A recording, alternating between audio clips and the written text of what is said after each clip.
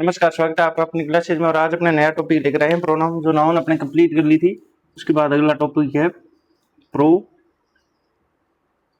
Noun, जो अपने नाम से स्पष्ट हो रहा है क्योंकि इसके साथ है नाउन वर्ड जुड़ा, यानी प्रो प्लस नाउन, यानी जो नाउन को रिप्लेस कर दे उसे ही बोलते हैं प्रोनाउन। यानी नाउन की जगह ले ले, रिप्लेस कर दे नाउन को, यानी रिप्लेस कर दे, रिप्लेस्ड टू नाउन, यानी नाउन को रिप्लेस करके जो वर्ड यूज किया जाता है उसे क्या बोलते हैं? प्रोनाउन बोलते हैं। यानी ये इसकी परिभाषा होगी, रिप्लेस्ड टू नाउन या प्लेस्ड ऑफ नाउन, या नाउन के स्थान पर जो प्रयोग होता है उसे प्रोनाउन बोलते हैं। हिंदी में इसे सर्वनाम बोलते हो आप। यानी या तो रिप्लेस्ड बोल दिए या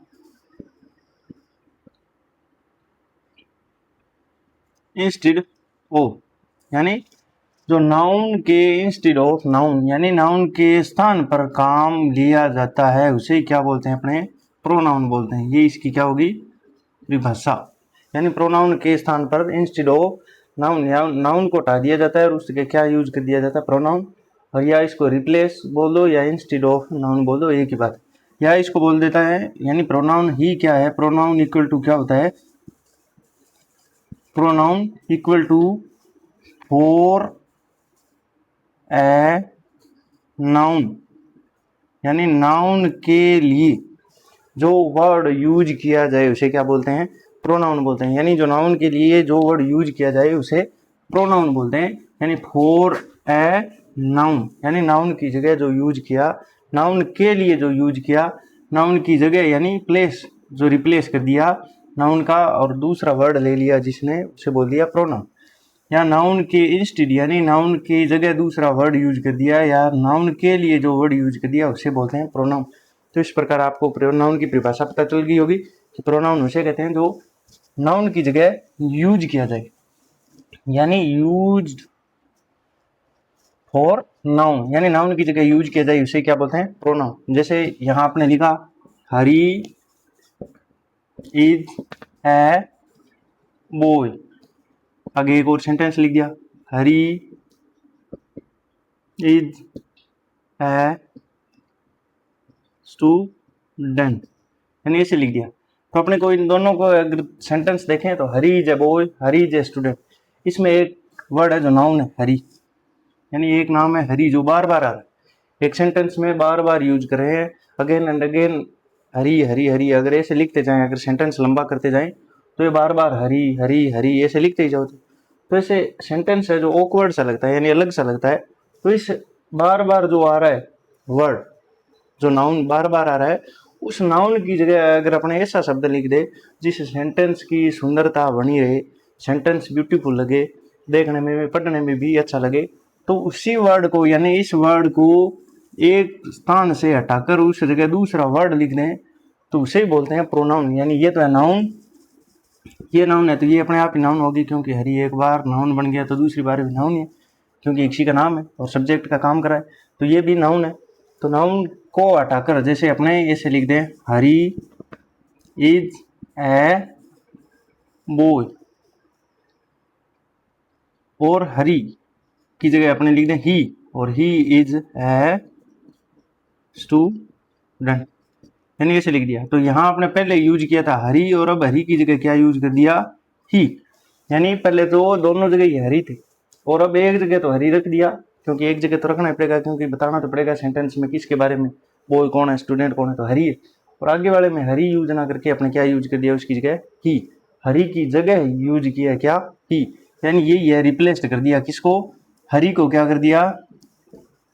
रिप्लेस्ड, रिप्लेस कर दिया। या इंस्टेड ऑफ, यानी इसकी जगह पर कौन आ गया? ही आ गया। या फॉर ए नाउन, यानी नाउन के लिए, नाउन कौन था? हरी, हरी के लिए ही क्या आया है? ही। तो इसीलिए इसको क्या बोलते हैं? यानी ये क्या हो गया? प्रोनाउन। यानी ये क्या बन गया भाई? प्रोनाउन बन गया। क्यों बन गया? क्योंकि ये क्या है? किसके लिए? फॉर ए नाउन, यानी ये किसके लिए? फॉर ए नाउन, और नाउन क्या थी?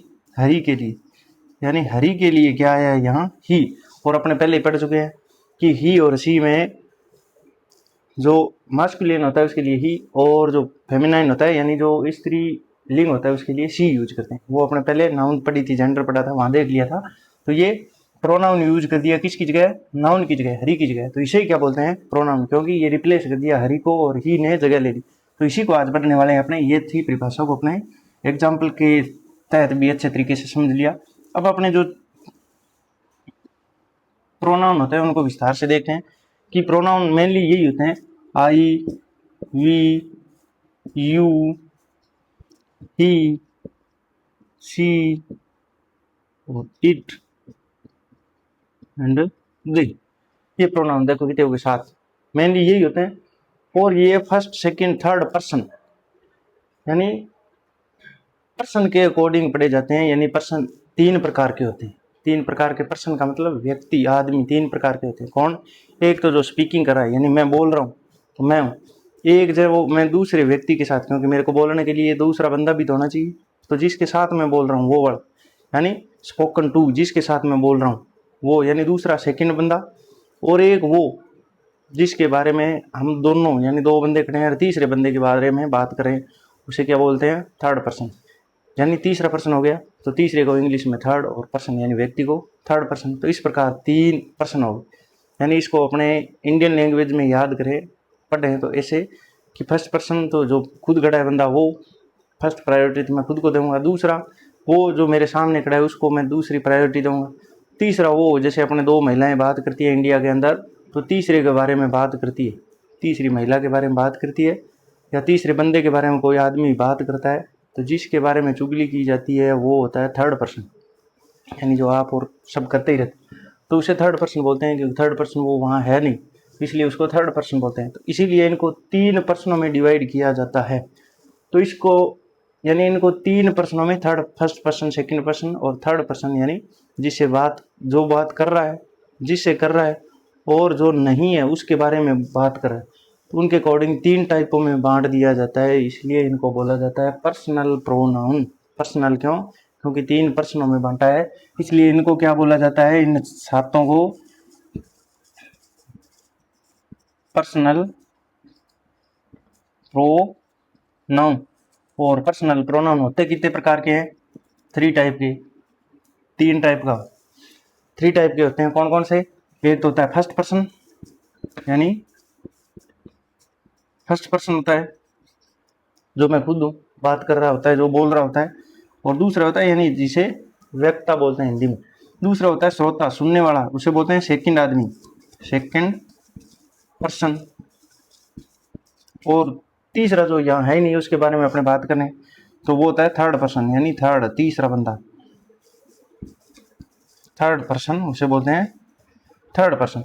तो ये होते कौन कौन से हैं? फर्स्ट पर्सन तो मैं खुद आऊँगा, तो मैं के लिए अपने इंग्लिश में क्या यूज करते हैं, आई और वी, ये 2 वी के अंदर, यानी हम, हमारा, हमें, हमको।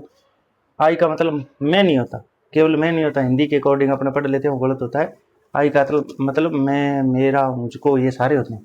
तो आई और वी फर्स्ट पर्सन के अंदर इंक्लूड किया जाता है, क्योंकि आई का मतलब मैं और मेरा, मुझे, और वी का मतलब हमें, हमारा, यानी मैं खुद उसके अंदर शामिल हूँ। और सेकंड पर्सन के अंदर अकेला आता है यू, यानी तुम, सामने वाले को अपने संबोधित करके बोलते हैं, हिंदी में बोलते हैं तो तुम। तो यू ये सिंगुलर भी होता है, यानी एक बंदा है तो भी उसको यू बोलोगे। और प्लुरल यानी 2 बंदे खड़े हैं, 10 बंदे खड़े हैं, तो भी उनको यू करके ही संबोधित करते हैं इंग्लिश में। तो ये सिंगुलर और प्लुरल दोनों में यूज किया जाता है। तो थर्ड पर्सन अब जो बच गए वो सारे के सारे क्या है, थर्ड पर्सन है। बचे कौन कौन से? ये 3 तो यूज हो गए, तो अब बचे ही और सी। अपने देख लिया था, ही किसके लिए, आदमी के लिए, और सी महिला यानी गर्ल के लिए या वुमेन के लिए, और ये मैन या बॉय के लिए। अब बचा इट और दे। अब आप कहोगे कि पर्सन व्यक्ति के लिए, आदमी के लिए यूज होते हैं, तो ही सी दे तो होता है, लेकिन इट कैसे आदमी के लिए यूज होता है? इट थिंग्स के लिए या नॉन लिविंग थिंग्स के लिए, न्यूट्रल जेंडर के लिए या एनिमल के लिए यूज किया जाता है इट। लेकिन ये पर्सनल प्रोनाउन क्यों है? क्योंकि ये अपने पर्सनल सिर्फ व्यक्ति के लिए यूज हो, उसे पर्सनल प्रोनाउन नहीं बोलते।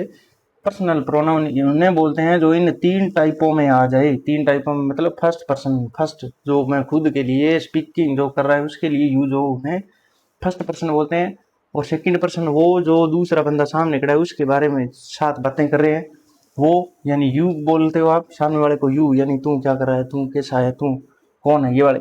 और थर्ड पर्सन, वह ऐसा है, वह ऐसी है, यह ऐसा है, यह ऐसी है, वो ऐसे हैं, यानी वो वाली बातें करते हैं थर्ड पर्सन, जो अपने सामने नहीं है उसके लिए।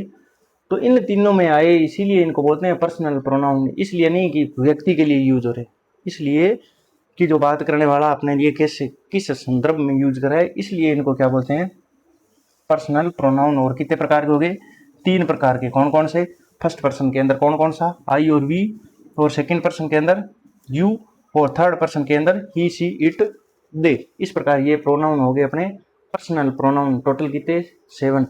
और इनको अगर अपने डिवाइड करें चैप्टर के अकॉर्डिंग, यानी टेबल के अकॉर्डिंग कि कौन सा सब्जेक्ट बनता है, यही बनते हैं सब्जेक्ट, क्योंकि यार नाउन की जगह ले रहे हैं तो नाउन क्या बनता है, सब्जेक्ट।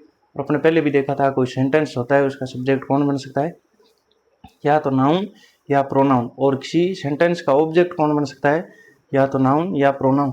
तो ये सब्जेक्ट कैसे बनते हैं और ऑब्जेक्ट कैसे बनते हैं, और सब्जेक्ट बनाएंगे तो आई लिखेंगे, ऑब्जेक्ट बनाएंगे तो मी लिखेंगे, वो कैसे बनते हैं वो अपन टेबल में पढ़ेंगे, वो आगे वाली क्लास में पढ़ेंगे। तब तक ये आप देखिए कि पर्सनल प्रोनाउन क्यों कहते हैं, क्योंकि ये 3 पर्सनों के अंदर जो व्यक्ति बात करता है, यानी फर्स्ट पर्सन उसे कहते हैं जो स्पीकिंग कर रहा है। स्पीकिंग यानी जो बोल रहा है, मैं जैसे मैं बोल रहा हूँ तो मैं क्या हूँ, फर्स्ट पर्सन हूँ। और आगे जो जिसके साथ बोल रहा है, स्पोकन टू, जिसके बारे में बोल रहा है, स्पोकन टू, जिससे बोल रहा है, यानी जिससे बोल रहा है उसे सेकंड पर्सन, यानी यू, तुम क्या कर रहे हो, तुम कैसे हो, तुम कौन हो, ये वाले। और अपने जो जिसके बारे में बात करें, स्पोकन ऑफ, यही परिभाषा होती है इंग्लिश के अंदर। स्पोकन ऑफ होता है उसे बोलते हैं third person, spoken to second person, और स्पीकिंग जिस जो बोल रहा है उसे फर्स्ट पर्सन। तो इस प्रकार ये प्रोनाउन हो गया फर्स्ट पर्सन, सेकंड पर्सन और थर्ड पर्सन। तो आशा करते हैं आपको समझ में आया, और समझ में आया तो लाइक शेयर सब्सक्राइब करें। Thank you. आगे की क्लास में देखेंगे अपने प्रोनाउन को विस्तार से।